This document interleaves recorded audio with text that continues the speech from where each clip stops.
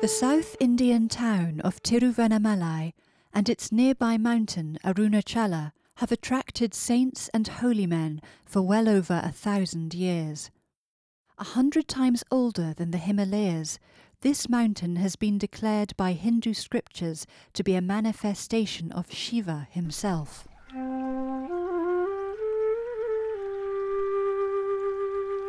The Skanda Purana, a Hindu scripture, states that the hill came into being after Shiva took the form of an infinite column of light and then challenged two other gods, Brahma and Vishnu, to reach its top and bottom. Neither was successful. Shiva then condensed himself into the form of this mountain, allowing pilgrims to worship it. Today, it is one of the most sacred places in southern India.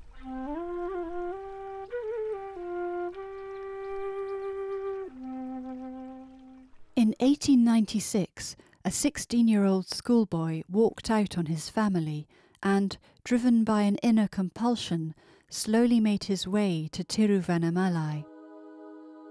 Prior to his arrival, the young boy had attained enlightenment in his hometown of Madurai, located a few hundred kilometers south of Tiruvannamalai.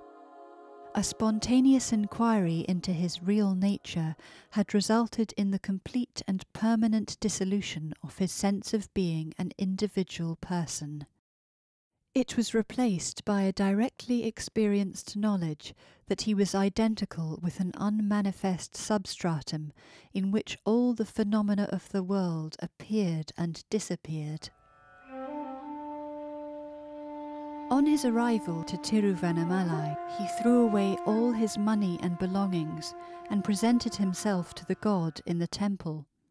Afterwards, he remained in its precincts, abandoning himself to a recently discovered inner awareness of the divine that he felt to be the inner light of his own true being, a state that he later termed consciousness or the self.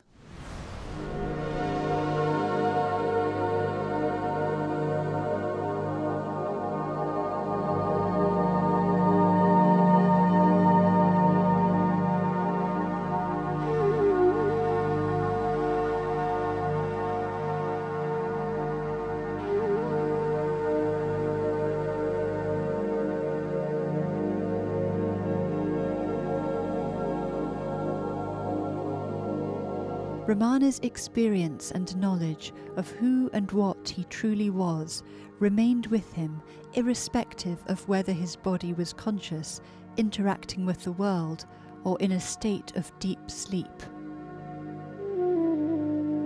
In Hindu culture, it could be said that he had realized the self, that is to say, he had realized by direct experience that nothing could exist apart from an indivisible and universal consciousness which is experienced in its unmanifest form as pure beingness, or in Indian philosophy this is referred to as Mahat, meaning awareness.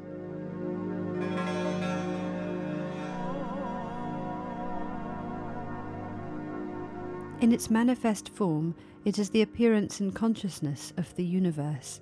Normally, the full recognition of this awareness is known only through spiritual practice or grace after a long and arduous period of effort, but in his case, it happened spontaneously, without prior effort or desire. Ramana became oblivious to the needs of his body, which wasted away as he was rarely conscious enough to eat or attend to its needs. Insects ate away his thighs, but the bliss of his inner experience was so intense he never noticed the disintegration of his body. After 3 years of living like this in various temples and shrines in Tiruvannamalai, he began a slow return to physical normality, a process that was not completed for several years.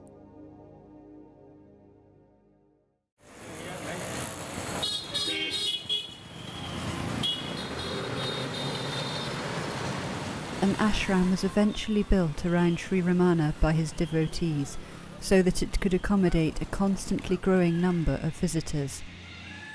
To this day, They come in their millions from all over the world.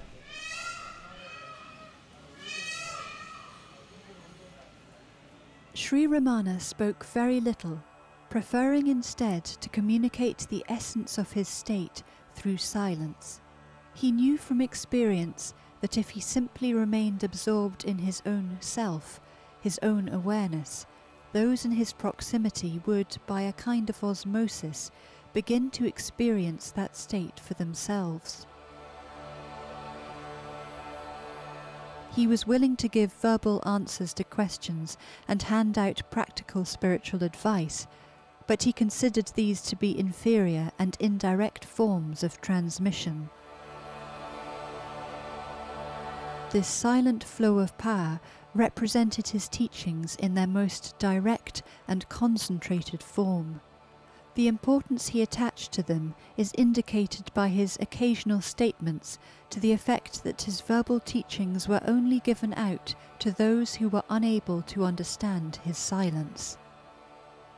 To those who wanted a verbal presentation of his teachings, at the highest level that could be expressed in words, he would say that consciousness alone exists, not as an individual experience, but as an underlying substratum in which all beings and physical phenomena appear and disappear.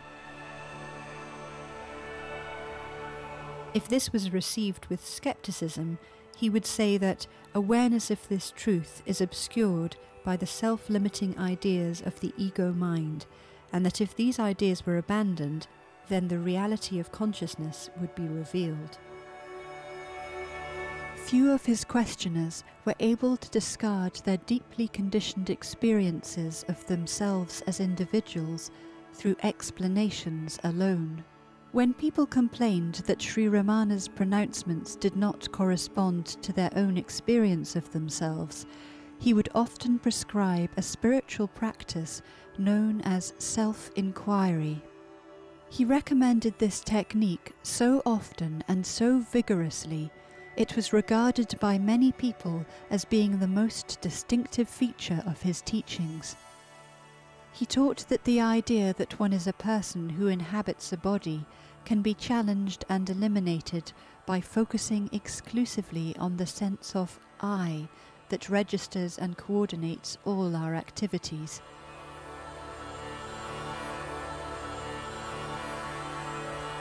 When one thinks, I am angry, or I see a tree, or I am a lawyer, there is an I that believes it experiences all these things. Sri Ramana taught that this is an error that arises simply because we never look at or challenge the underlying I that has all these ideas. A vigilant focus on the I and not on the things it thinks about causes the sense of being a person to diminish and die, leaving a true knowledge of one's self. Abiding as what remains when the individual I has vanished is known as self-realization or liberation. Going against the established Hindu tradition, which promotes the idea that renunciation of one's family life is essential for those who want to progress spiritually, Sri Ramana taught that this method of self-inquiry could and should be practiced in the midst of one's ordinary everyday life. He also advocated complete and unconditional surrender to the divine and said that these two methods, self-inquiry and self-surrender, were the only two effective methods for attaining liberation.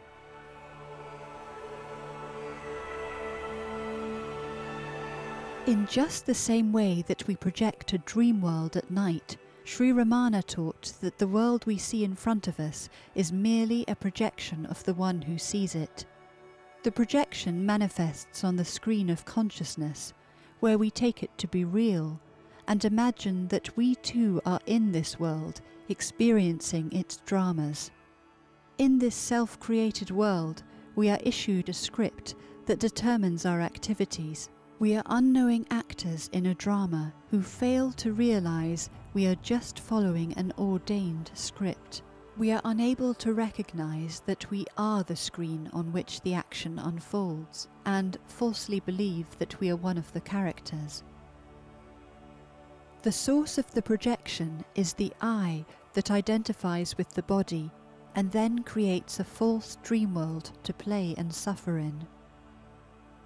Inquiry into the nature and origin of this I stops the projection and establishes one in the state where one knows oneself to be the indivisible consciousness in which all creation appears and disappears. This is liberation.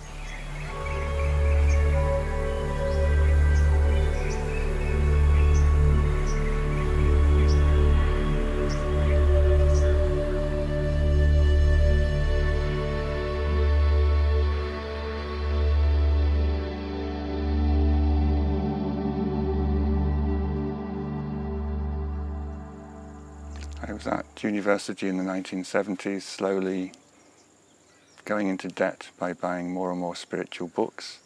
I had an endless fascination to find out anything I could about Eastern religions, but each book I read just prompted me to go out and buy another one. Then one day at Blackwell's in Oxford, this book quite literally fell in my lap. Somebody on the other side of the shelf pushed his book through, and on my side a book plopped out into my lap, and there was my first Ramana book in my hands. Unlike every other book I had ever read, this book didn't prompt me to buy another book. It shut me up in a completely literal sense.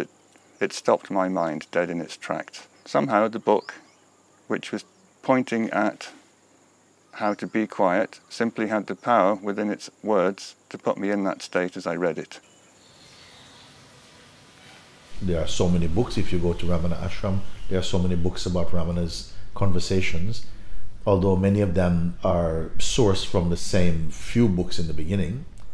Ramana himself always used to say that my primary teaching is silence, and that people who couldn't understand or assimilate the silence that was coming off him could ask questions and get answers, but those answers were not the primary principal teaching that Bhagavan was trying to give out.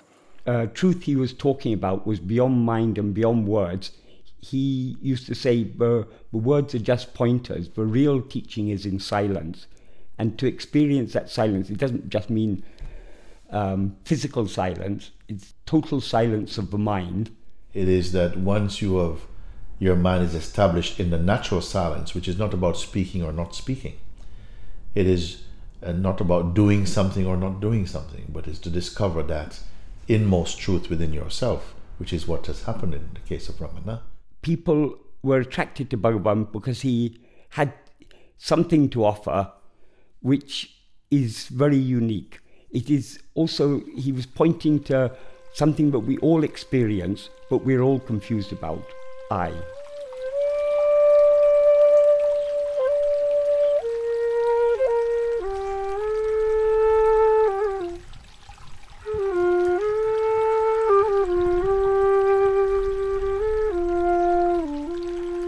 Bhagavan said scriptures might be useful for inculcating enthusiasm or giving you a few basic facts, but he said at some point you have to discard your books and actually focus on the truth of who you are. And he said books won't help you to do that, and neither will an understanding. You have to practice.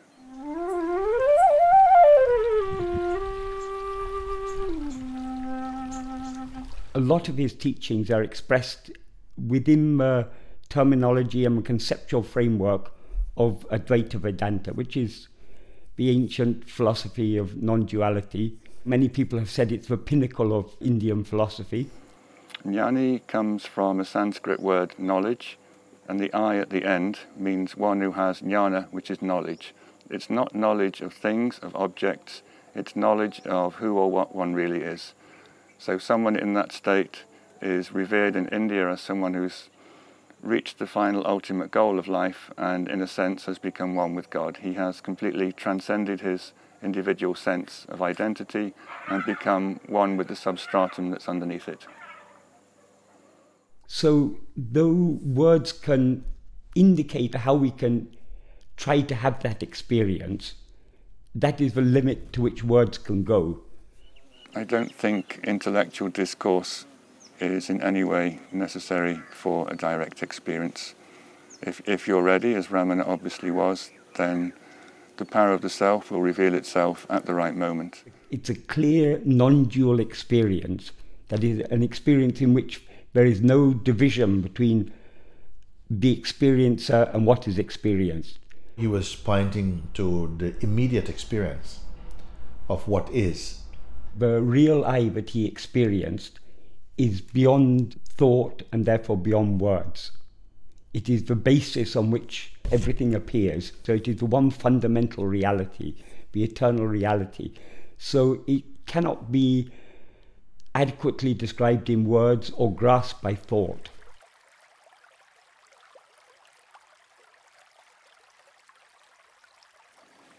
Bhagavan's basic working hypothesis, which he asked everyone to accept and experiment on, is that your individual sense of I, the I that says I am happy or I must do this or I see that tree, is a false entity that only springs into existence because it rises and associates with something else other than itself.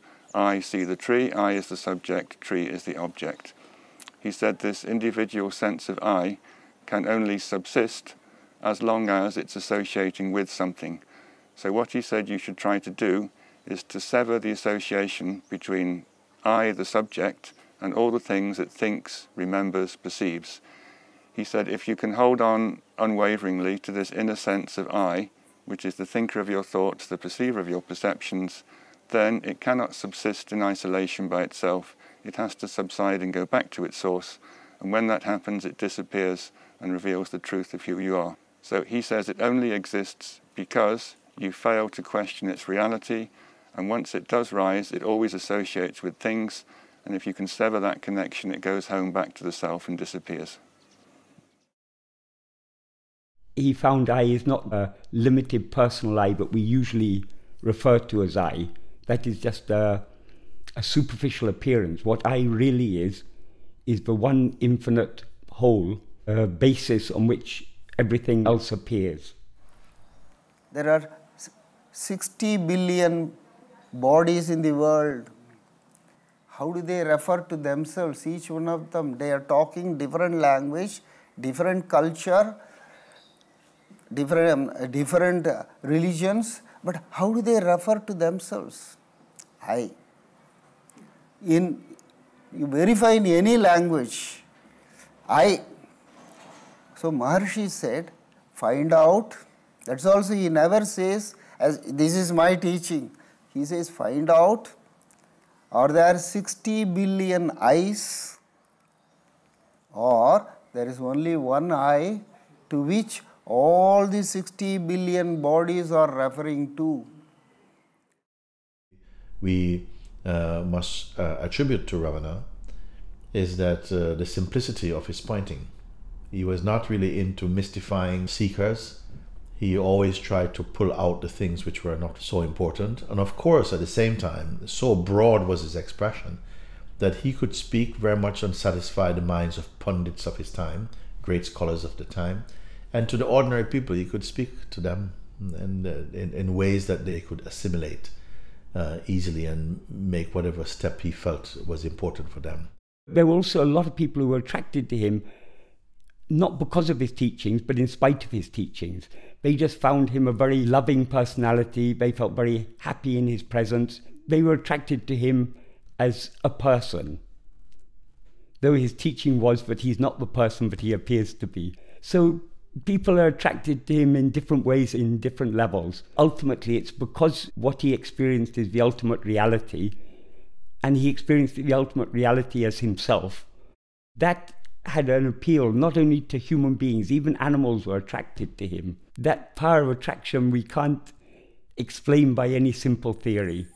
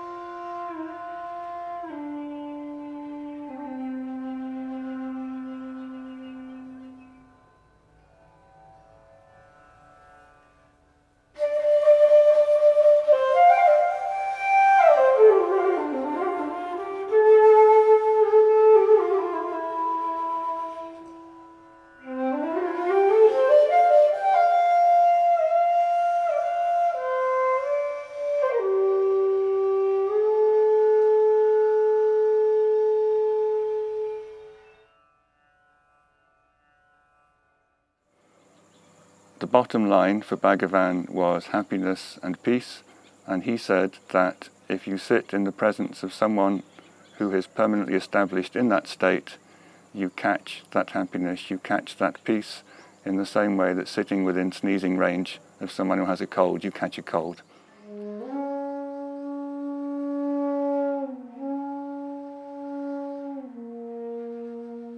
So he said, sit with someone who's in this state, sit with someone whose mind is absolutely still, who has completely transcended desire, and in that place, in that presence, you yourself will get a glimpse and a taste of what that man is experiencing all the time. So although he could talk philosophy, he could give advice on how to reach this state, he said, if you come here and you sit here, you'll find out what my teachings are simply by being quiet and not thinking too much and not questioning too much.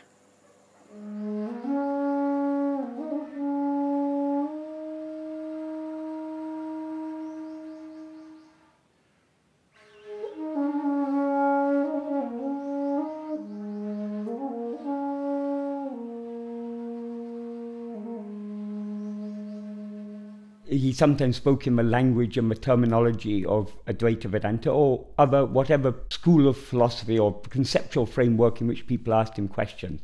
Essentially, his teaching was from his own experience.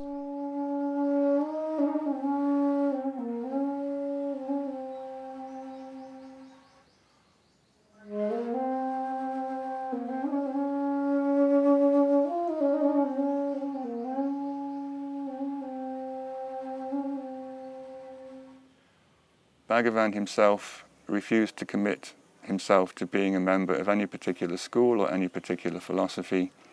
When a French professor asked him, "Are your teachings the same as Shankaracharya?"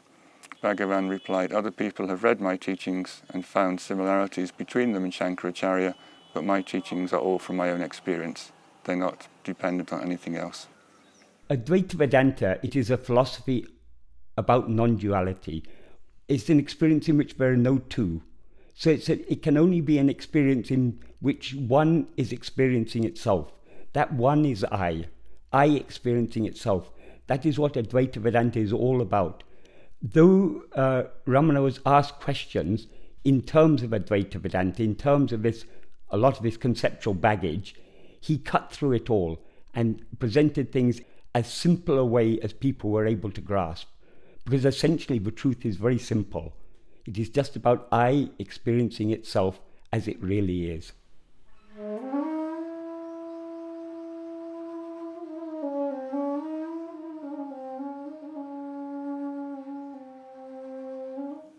People came to him, curious, interested, seekers, and if you follow the progression of their stories, there's always a moment when they say, "And then he looked at me, and then I got quiet," or "Then he looked at me and I got peaceful and happy."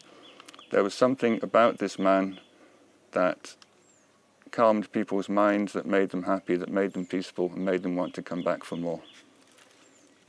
Ramana Maharshi never declares himself as a guru. The heart, that is the place of happiness, that is the inner guru, which is Arunachala Ramana.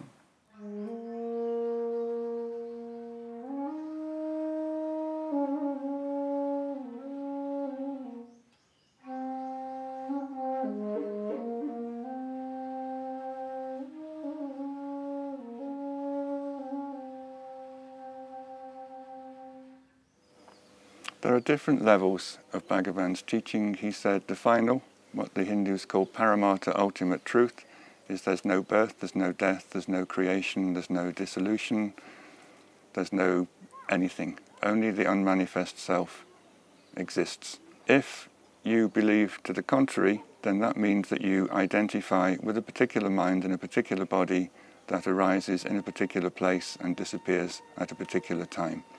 Bhagavan said, that's your problem. He said, so long as you identify yourself as a person occupying a body with a mind, then you're going to be subject to all the constraints that that limiting idea imposes on you. He said it's quite possible to rid yourself of this idea, and that's all it is, just a wrong idea. And once that idea that you are someone or something is completely eradicated, then what remains is unmanifest reality, and that's what you always were, that's what you always will be. Just temporarily you entered a phase of erroneous illusion.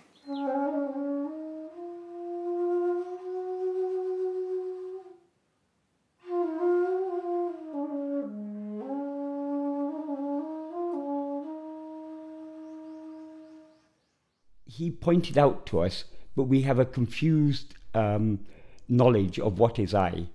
Now we experience a body as I, a mind as I, we take ourselves to be a person. According to him, this is unreal. This is though this is what I now seems to be, this is not what I really is. He asked us to analyze our experience in our three states of waking, dream, and sleep. In this waking state, we assume this body is I. But in dream, we continue to experience the same I, but we don't experience this body. We experience some other body, a mind-projected body.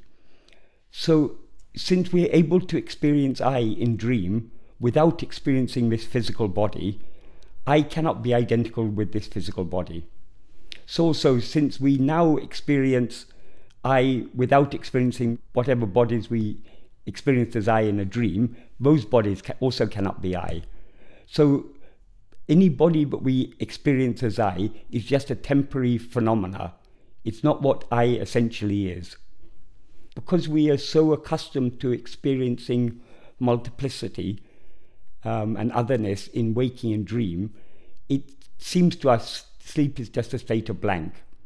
But the same I that experiences waking and dream also experiences sleep.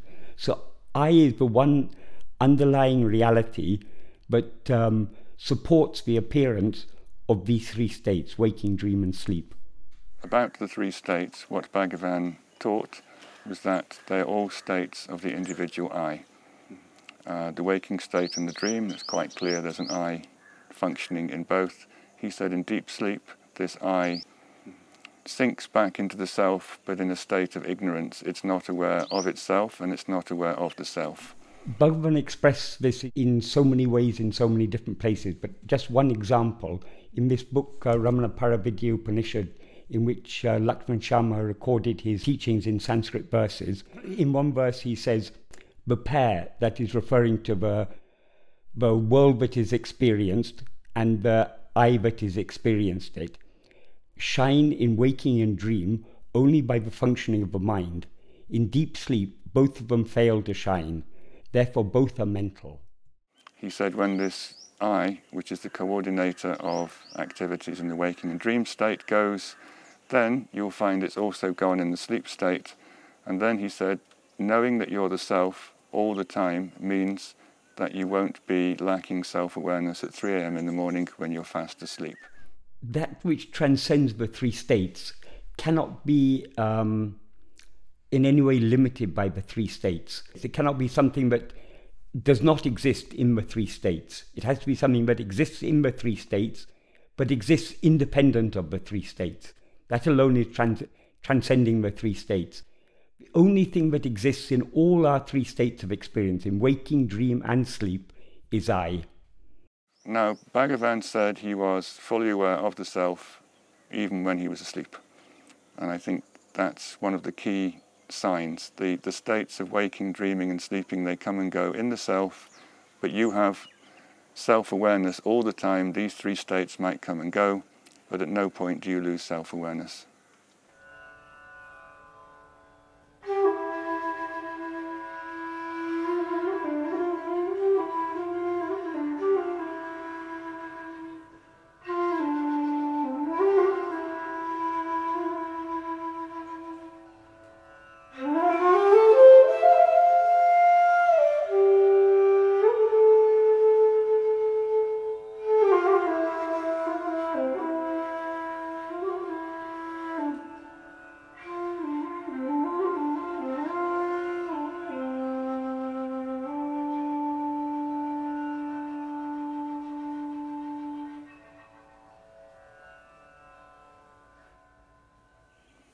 He said the world is a projection of the I who sees it in exactly the same way that the dream world is a projection of the dreamer. So in that sense it is inside. He said everything you see is in fact your own projection. He said when that projecting system vanishes, then you no longer see something as outside or inside, you simply recognize it as being your own self. But until that moment, he said everything is an internal projection onto a screen in much the same way that a movie is projected on a screen, but it's all going on inside your own head. Most of the things that we take to be real are real relative to something else, relative to our experience that we are a body and mind. If this body is I, it must be real, because I is real. If this body is real, since it's a part of this physical world, the physical world must be real. But this is all relative to our experience. So when we talk about what is real, we have to distinguish between what is relatively real and what is absolutely real. What is absolutely real cannot be conditioned in any way, cannot be relative to anything else. It has to be real in its own right. So when Bhagavan says the world is not real, he doesn't mean it's something you can't kick and stub your toe on and go, ouch. Reality in Hinduism is something completely different. We take reality to be whatever is perceived by the senses, whereas in Hinduism, reality is something which exists all the time, something which has its own being, and something which shines by its own light. According to the experience of Bhagavan Ramana, this world is just a dream. We can believe that, but even if we believe it, we continue to experience this world as if it is real, as if it exists independent of our experience of it. The very simple definition of reality, that's of absolute reality, given by Bhagavan Ramana, it must be eternal, it must be unchanging, and it must be self-shining. Self-shining means it must experience itself by its own light of self-awareness. According to this definition, the only thing in our experience that is permanent is I. Reality is that which exists and shines when everything which comes and goes has gone. Whatever appears at one time and disappears at another time cannot be real, because it seems to be real at the time we're experiencing it. When we cease experiencing it, it ceases to appear to be real. When we're experiencing a dream, it seems to be real. As soon as we wake up from the dream, it seems to be unreal. So the mind also appears and disappears. The mind, which is the experiencer of everything else, itself is appearing and disappearing. But we experience the appearance and the disappearance of the mind. So we, that is the I that underlies the mind, are the unchanging, the one reality that doesn't appear or disappear, but is always experienced. Actually, I is like the cinema screen on which the picture is projected. It's one unchanging background on which all experience comes and goes. So according to that definition, I alone is real. Things that appear and disappear are not deemed to be real in Hindu philosophy.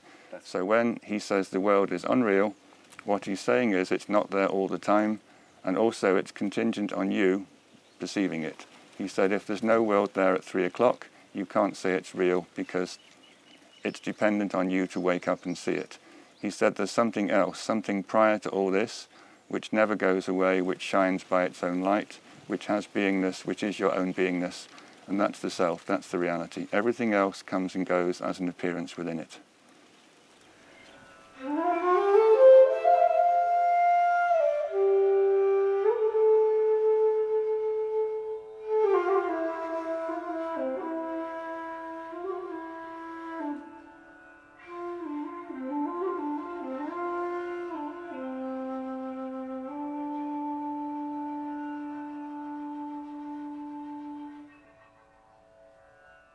So, having explained to us how I cannot be either the body or the mind, he said we can understand by theoretical analysis what I is not, but that doesn't enable us to experience what I is. In order to experience what I actually is, we have to investigate it. That's what he called Atma-vichara, self-investigation, or the investigation, who am I? He said, inquiring, who am I? I saw the one who sees disappear, leaving that alone which stands forever. No thought arose to say, I saw. How then could the thought arise to say, I do not see? For him, the essence of this experience is that the person who sees, thinks, chooses, decides, vanishes definitively. In order to investigate what this I actually is, we have to turn our attention within towards I. The only way to isolate I from everything else is to focus our attention exclusively on I. Because the more we attend to one thing, the more other things are excluded from our attention. So the more we focus our attention only on I, the more we try to experience nothing other than I alone, the more other things will be excluded from our experience.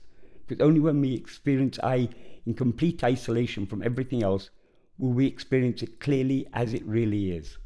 He said inquiry totally and completely is concerned with the I, absorbing oneself in the inner sense of I. Every other practice takes you away from the I to an object that you contemplate. So he said in that sense, holding on to the I is direct, whereas all the other methods are indirect because they take you away from the self, not towards it. So Maharishi's teaching, if you want to put in one word, is attention. Pay attention to truth which is within you. Each one of us have to investigate within ourselves to find out, what am I? What this I actually is. Bhagavan said, hold on to this I, watch it disappear, and you'll be amazed at what disappears with it. First of all, the idea that there's a world out there separate from you will disappear. And secondly, he said that the idea of time and space, they are constructs manufactured by the individual I to place the world in a context. Once your I disappears, the world as an object disappears, time and space disappear.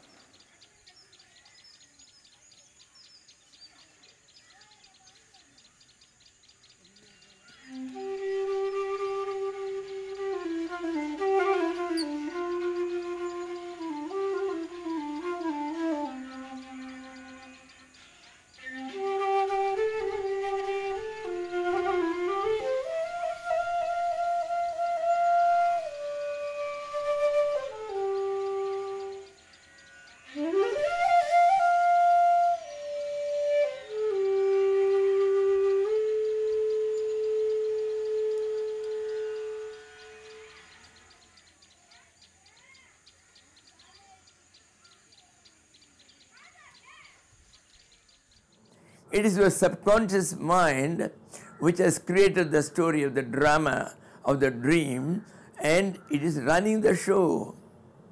This self is that ultimate reality. Without the self, apart from the self, there is absolutely no world. If you try to find reality or happiness or anything through a projected external search, you're going to fail. It is in fact the one who does the searching, not something you look for. It's something inherently stable, it's there all the time, and the activities of your mind just cover it up. The only thing that doesn't change is I. Mind is constantly changing, body is also constantly changing. Because we confuse these things with I, we feel I is changing. What Ramana is saying is that if you get rid of the one who sees, then that which is seen also disappears. This is quite hard to accept logically, but he said the perceived is absolutely contingent on the perceiver. If there's no perceiver, there's no perceived either. And once both of them go, you find out who you really are and what the world really is.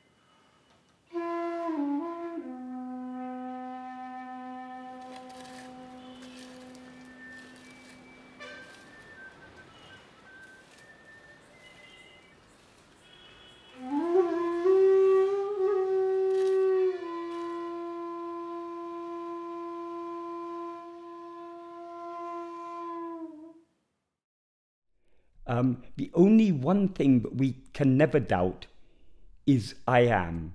The one thing that cannot be an illusion is the fact that I am. Even to experience either something real or to experience something illusory, I must exist in order to experience that. So even if everything else is illusory, I must be real. I actually exist. But though it is certain that I am, it is not at all clear what I am. We now confuse this I am with things other than I. What Bhagavan is saying is that if you see something as separate from yourself, then that's a wrong cognition, a wrong perception. He says that if everything that you see, you know directly to be your own self and is not separate from you, in the sense that there's no I inside you perceiving something out there. He said that's the correct understanding, the correct experience of the world. He's not saying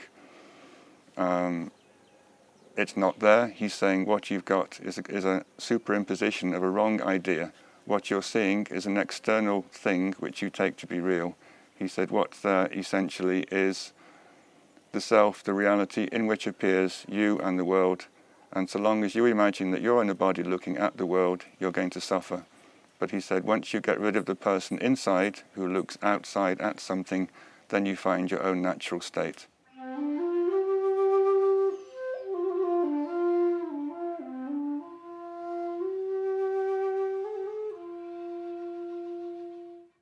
Ganapati Muni, the great Sanskrit scholar, one of the greatest in several centuries, a man of prodigious intellect, had a tremendous devotion to Ramana. He records it in Sanskrit. He says, the world is not different from the mind. The universe, the cosmos, is not different from the mind. And the mind is not different from the heart. Heart is the seat of the self. It's the self itself.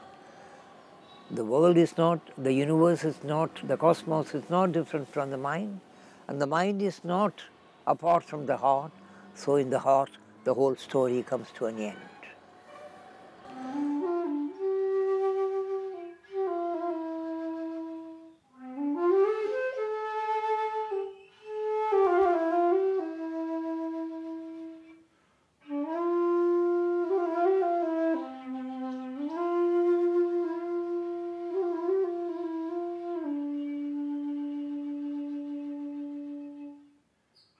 He always took this mountain, which you can see behind me, as his guru.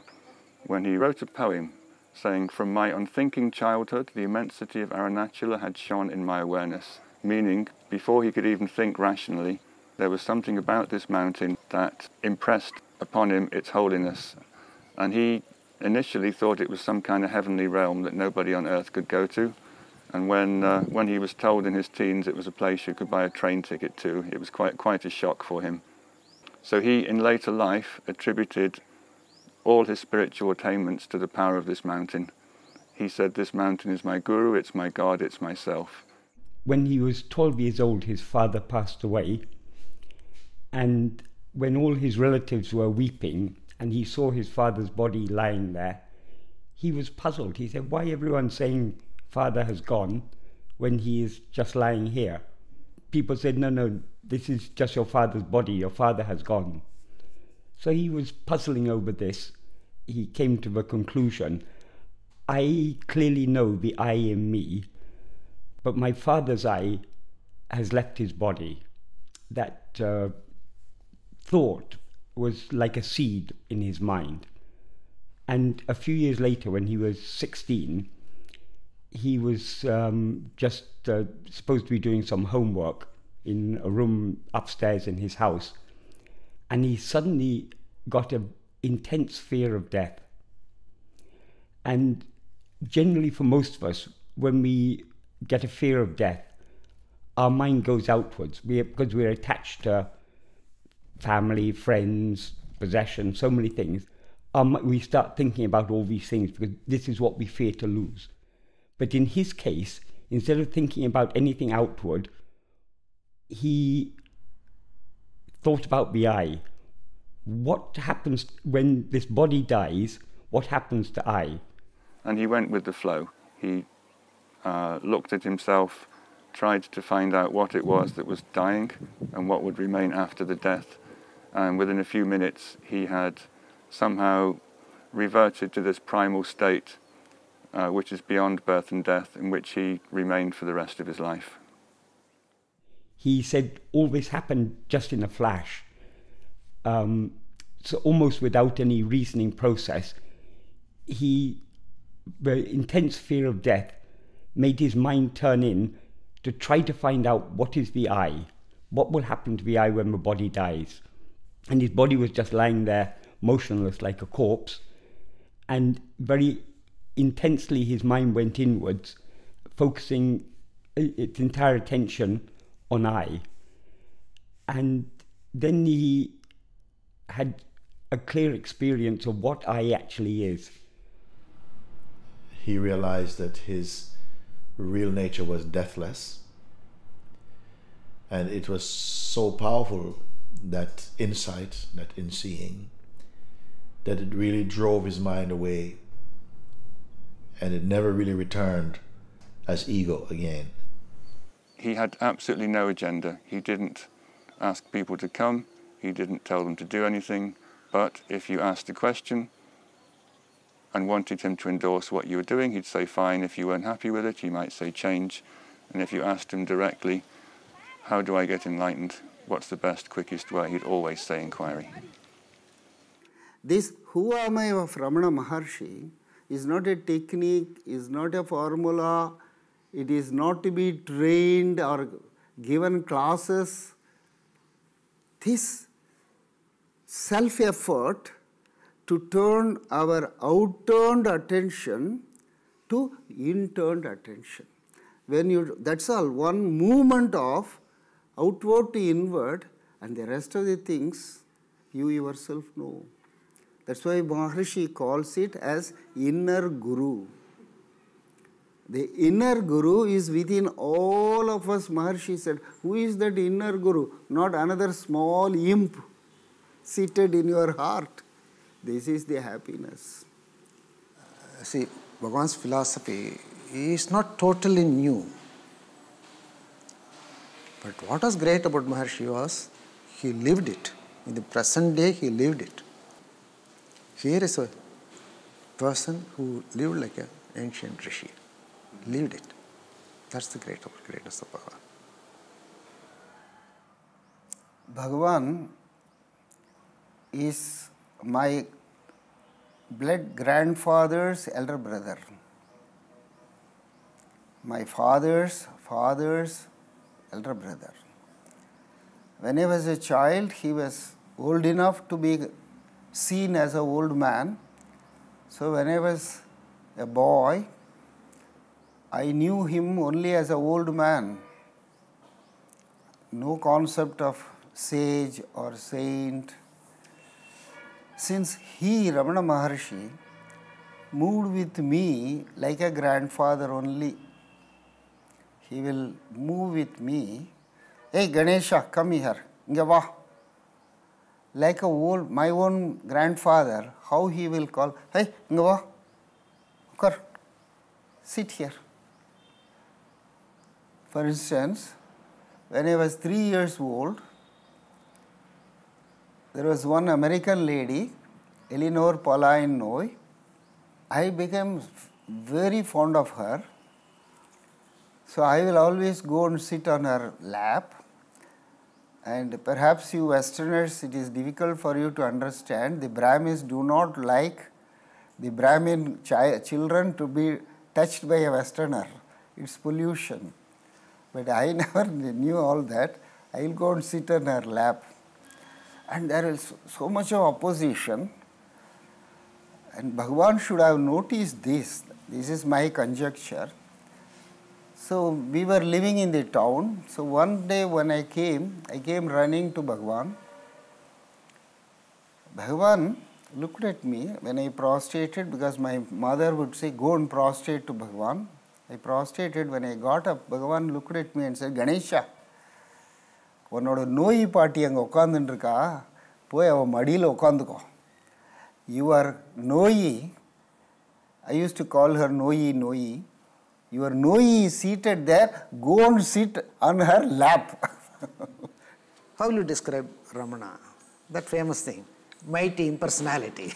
On the spot, mighty impersonality.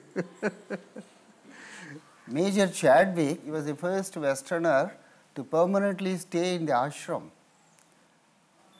And he, after coming here, he read Hindu scriptures, some of these things. He said, only through a guru you can have self-realization. Ramana Maharshi never declares himself as a guru. So he had a logical doubt have I given up everything to come here to you, Bhagavan, to be told you are not the Guru? What will happen to me? Maharishi's answer was, who has all these doubts? Major Chadwick, he was really great. He was a World War I veteran, 6 foot 4 inches, broad shoulder with a booming voice. He always used to call me morning, morning. He was fond of me. It was, I tell you, his dedication, his surrender to Bhagavan. He had an incisive mind though. He will not take anything for granted. If you see the reminiscence, if you read, it's a beautiful reminiscence of the reminiscence. Chadwick's reminiscence is the best of it say. But the very fact he was totally surrendered. Those days, coming all the way, conveniences were not there and all that. You could imagine. It was great. Morris Friedman, that story you know, no? Once I was standing in front of a store's kitchen entrance. He had come in a jeep. He had brought a bag of rice. He was wearing a khaki shorts, white shirt, that's all, simple. So he greeted me. He didn't wait for somebody to come and unload. He himself unloaded. Rice, bag of rice. And he gave me a bright smile. He was a great person. Not many people know, for Dalai Lama to come to India, he was one of the instrumental people who played the role behind the scene because their direct approach to Nehru. He was one of the key figures in bringing Dalai Lama to India. Everyone is Ramana Maharshi in their heart. That's the uniqueness. There is no, there can never be a school of Ramana Maharshi, but everyone will be Ramana Maharshi. Not disciples of Ramana Maharshi, not a school or a religion of Ramana Maharshi will never come. We all felt absolutely natural in his presence. Totally at comfort, natural in his presence. See, in a conservative South Indian, especially Brahmin family, society and all, you don't know. You try to keep a distance from elders, more so from a Swamiji and all that. No. In the presence of Bhagavan, we felt all natural, so natural. That explains also, see, why the birds, animals, everything, they all were so close to him.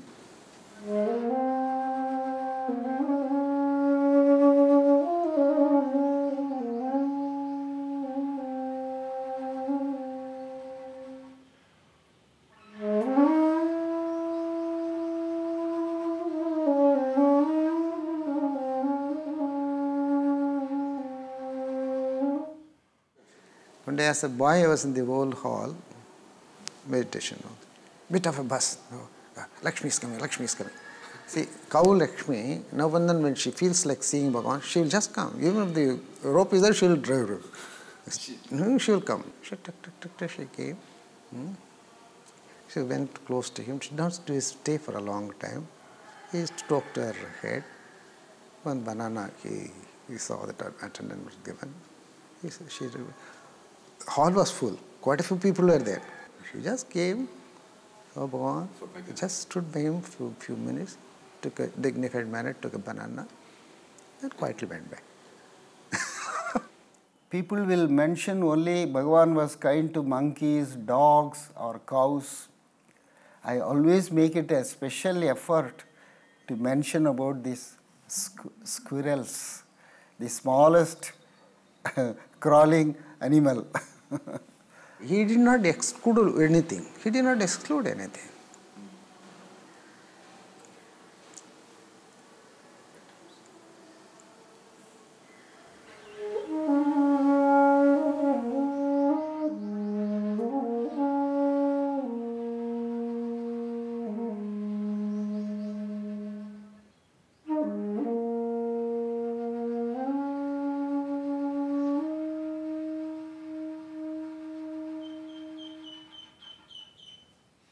All religions advise you to pay attention on God which they conceive of outside of you.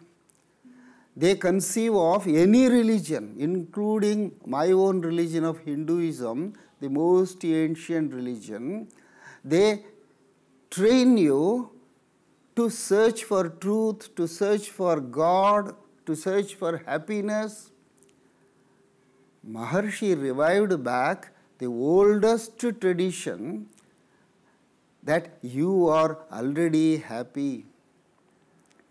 Since your attention has been turned outside, you find misery. Now, turn back the attention on yourself. Actually, one of the devotees, scholar devotees, put this question to Bhagavan, can you give your teaching in one word? And happily, that was a English dialogue. The person who asked Maharshi, Bhagavan replied in English, attention. Attention on what? Not attention off, attention in. Last week, the famous music director, Ilayaraja, came to me. Manina, did you see the November calendar photograph of Bhagavan, 2012? Yes, a good photograph. See that? They immediately brought and saw. You know the picture we see Bhagavan walking, it's apparently rainy day with an umbrella, close to the well, just behind him the wall almirah is there, wall almirah reflection is there, but Bhagavan's reflection is not there in the picture. What is it's amazing. It is not a Photoshop picture, it's a true photograph. In the November photograph you see of 2012 calendar, he says, look, he is not the body.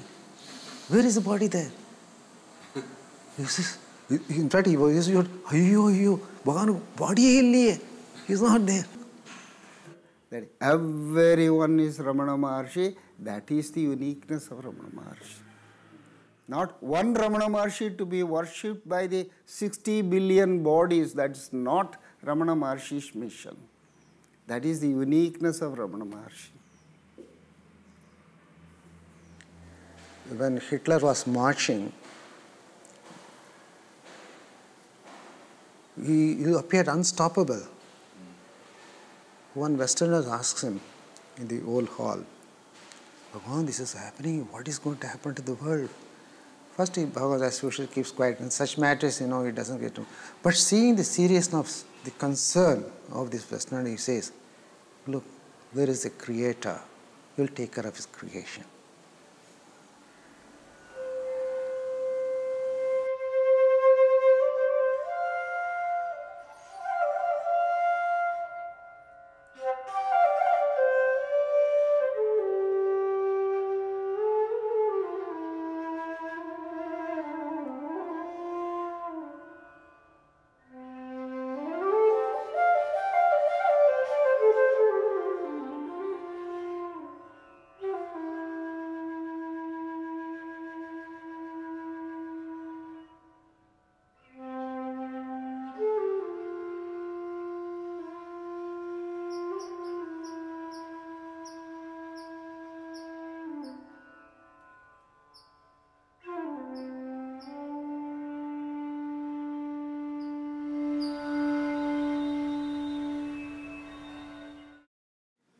So, happiness is Maharshi's teaching.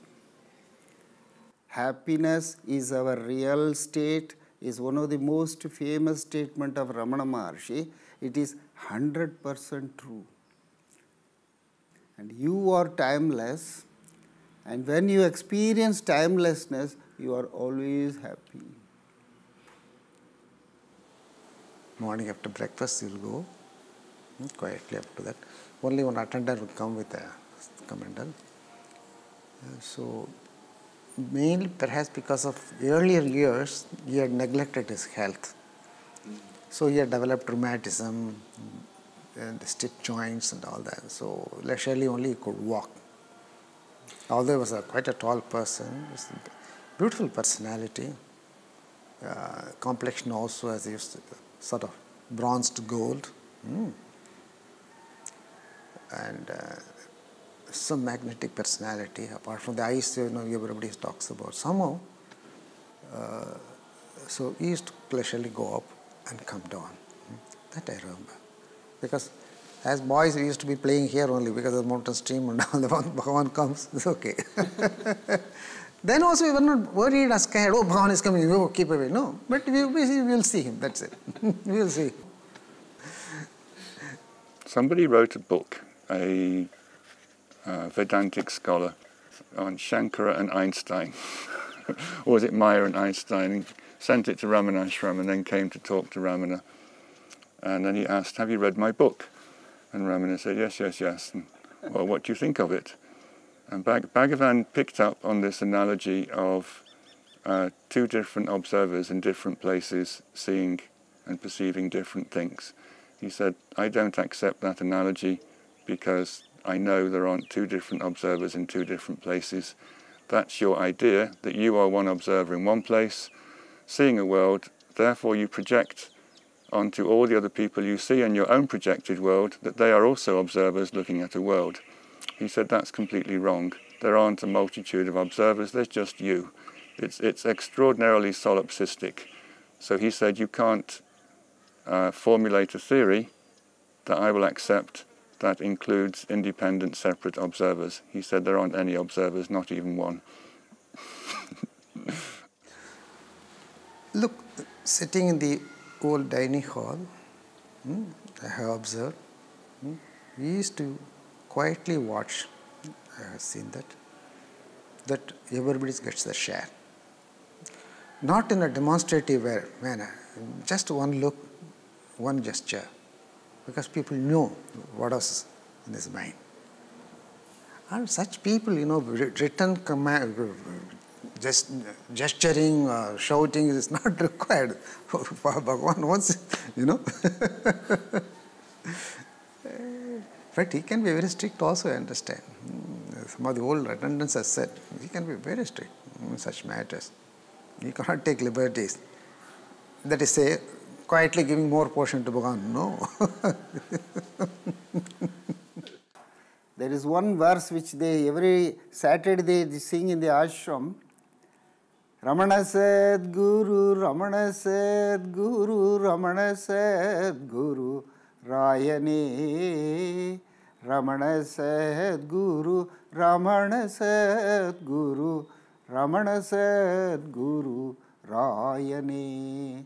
This was written in 1902 or 3. And this is the famous song sung by every Tamil knowing devotee of Bhagavan. So they would sing even when Maharshi was in the body, in his presence. And so suddenly Muruganar one day noticed Bhagavan was also singing Ramana said Guru, Ramana said Guru. And he being an intellectual poet, he said after the poem was over, Bhagavan, this is in praise of you and you are also joining us. He said, what to do? There is only one Ramana Sadguru for all. He is in the heart.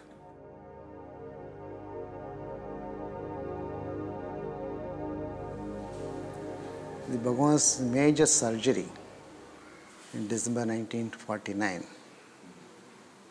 Dr. Raghavachari, those days he was the leading surgeon of South India.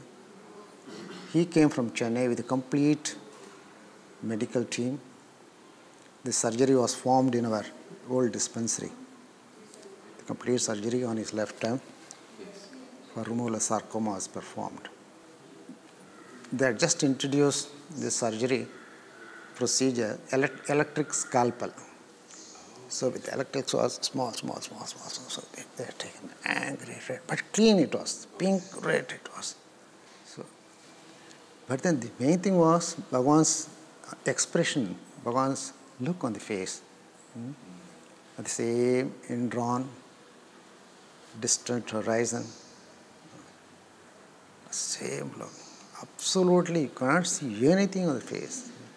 Pain or nothing, no expression. Same serene, absolutely serene face we saw. Absolutely. Then Raghavachari connection, doctor, he served his tenure in the government hospital, retired and all that. Then ashram got lost in touch with him. Much later we came to know he's still alive. So I got his address. I went to see him. Impressive personality, tall, very, very elegant gentleman, elderly by that time.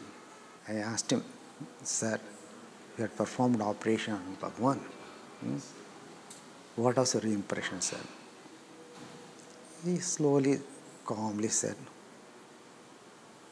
throughout the operation, no, two things he clarified. One, this is a general feeling Bhagwan never took anesthesia. That is not correct.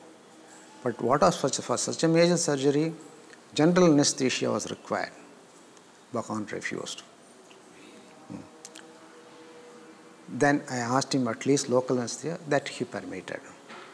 With local anesthesia, we performed the major surgery. So throughout, he was alert and awake. There was absolutely no change in his face throughout the surgery. Then he added also, I'm a hardened surgeon. Throughout my life, I've seen so much of blood, suffering, pain, and all that. But this was a revelation to me. The human being can transcend the body. That day, I could see Bhagwan. Even the last moments, Muruganar, the senior most devotee, who was feeling that Ramana Maharshi is going to die, he cried and cried before Bhagwan in the Nirvana room. Bhagwan said, I have told you many times, if you identify Ramana Maharshi with this body, you are going to be disappointed.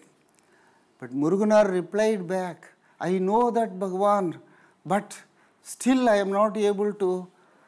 Do you know, Muruganar, why you are identifying again and again Ramana Maharshi to this body? He pointed out his body, because you have not released yourself by identifying with your body as Muruganar. That was Muruganar's final initiation. Amazing, no? These modern times, such a human being has lived with us in the very recent past.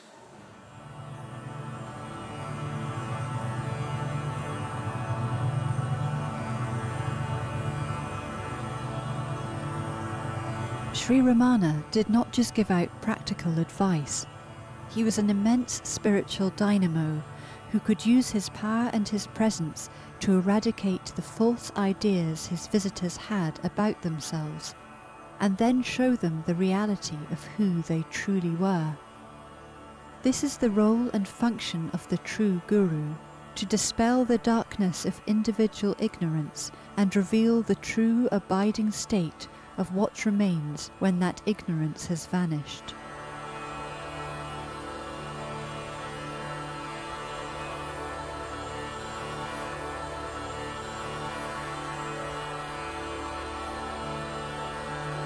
In a world where gurus are generally known more for their misdemeanors than their teachings, Sri Ramana led an impeccably saintly life. He owned nothing, he was a natural celibate, and he was available to seekers at all times of the day and night. No one was ever turned away, charged an admission fee, or asked for a donation.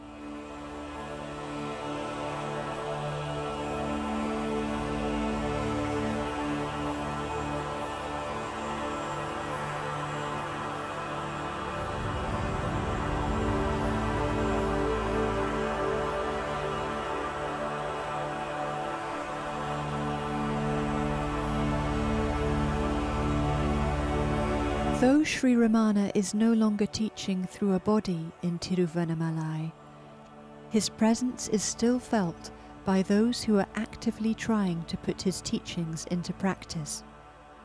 His loving and liberating power still flows into those who follow his practical advice.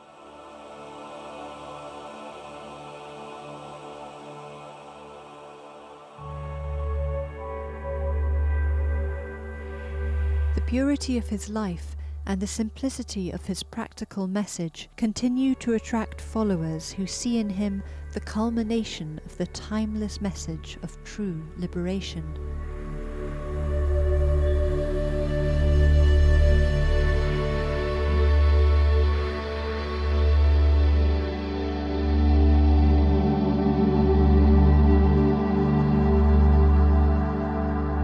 Though he never founded an organization or felt any compulsion to take his teachings to a wider audience, he has, in the decades since he passed away in 1950, attracted an expanding circle of admirers and followers who still feel the power of his presence and who are inextricably drawn to his powerful and liberating teachings.